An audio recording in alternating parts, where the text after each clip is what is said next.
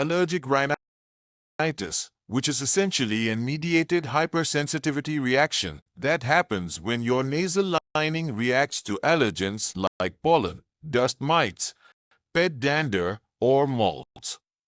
So what do you actually feel? Most people experience sneezing, nasal congestion, watery discharge, and an itchy nose. That's classic allergic rhinitis. Types of allergic rhinitis. Now, there are two main types. 1. Seasonal allergic rhinitis.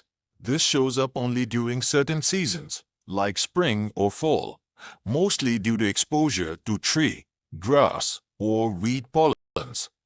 2. Perennial allergic rhinitis. This one sticks around all year, usually because of constant allergens like dust mites, pet dander, cockroaches, What's actually or happening? indoor molds.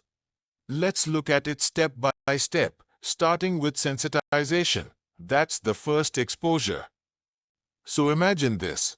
Pollen or some other allergen enters your nasal lining. Dendritic cells, part of your immune defense, pick it up and present it to Eth2 cells, a type of helper T cell. These Eth2 cells then activate B cells, which now start producing E antibodies against that allergen. These E antibodies go and attach themselves to mast cells, the ones that are just waiting to trigger an allergic response.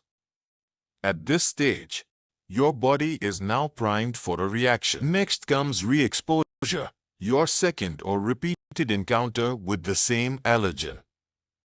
This time, the allergen binds to those E antibodies sitting on the mast cells. That binding causes cross-linking, and boom, mast cell degranulation happens. This releases a bunch of chemical mediators. The most important one, histamine. It causes itching, sneezing, and congestion.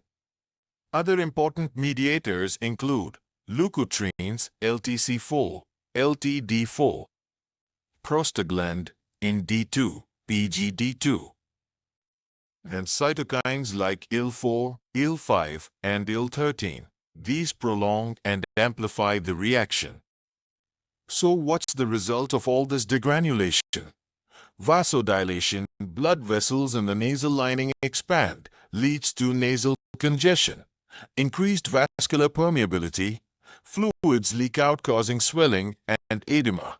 Nerve stimulation, which leads to sneezing, itching, and watery discharge, rhinorrhea. Inflammatory cells like eosinophils are recruited. They keep the inflammation going, making your symptoms stick around longer. Most patients with allergic rhinitis experience explosive sneezing clear, watery nasal discharge, which can run out or drip backward down your throat. Blocked or stuffy nose from swollen mucosa, itchy nose, throat, or even the roof of the mouth post-nasal drip, mucus dripping down the throat cough, usually because of that drip facial pressure or mild headache due to sinus congestion. Physical signs on exam. On physical exam, you might find pale, boggy nasal turbinates, though in year-round cases, they might appear red.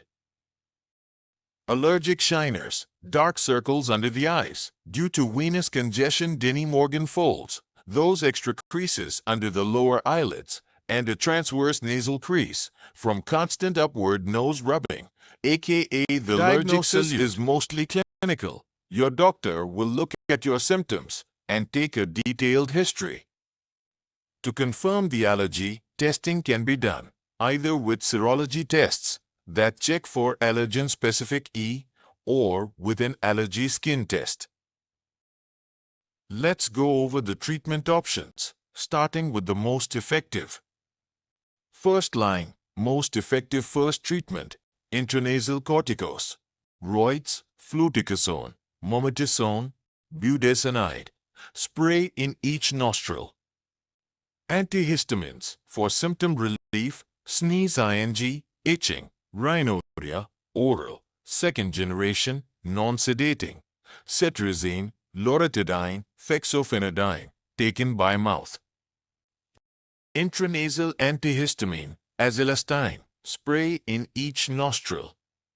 Leukotriene receptor antagonists, add in some cases, montelukast, taken by mouth. Decongestants, short-term if congestion is severe. Intranasal xylometazoline or oxymetazoline, nasal spray, short-term use. Oral, pseudoephedrine, by mouth, with caution due to side effects. Allergy immunotherapy, for severe or persistent allergy. Subcutaneous, SIT or sublingual, SLIT, administered under clinician supervision to provide long-term symptom relief.